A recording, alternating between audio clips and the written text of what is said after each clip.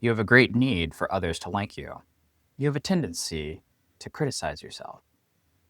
You have a great capacity, which you have not used to your advantage. If any of this sounds like it might be you, you may have fallen for a psychological principle which we call the Barnum Effect, or the Forer Effect. So P.T. Barnum was a showman who had a catchphrase, "There's a sucker born every minute." And he was confident in his ability to persuade other people easily.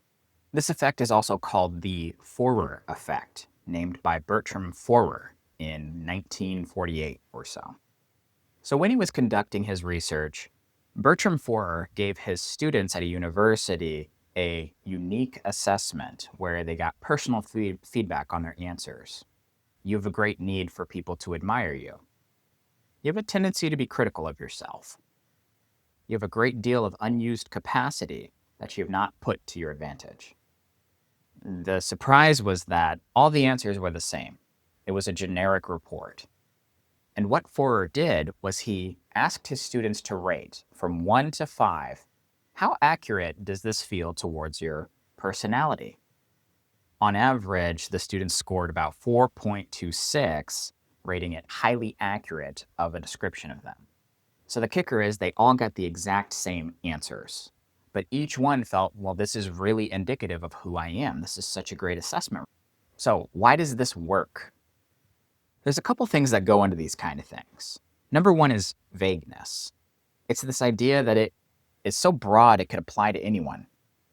Number two is that there's a positivity bias. In other words, we like to listen to things that are positive or affirming about who we are. The third reason this works is because we have kind of selective attention. We're really going to pay attention to what we agree with and then ignore the rest. And the last reason why this works is because of authority bias. In other words, we're more likely to believe something from someone with authority, like a fortune teller or a psychologist even. So where are other examples of the Barnum effect in our daily life? Horoscopes. Horoscopes is the bread and butter of the Barnum effect. These are all general statements. It could be applied to anyone. You just switch the sign, Sagittarius for Cancer for Aquarius, put the exact same thing underneath it, and people are going to go, oh yeah, that's me. I'm a Sagittarius. Fortune cookies is another one. It's just vague statements written out on a piece of paper. On the plus side, I get a cookie. Anywhere else?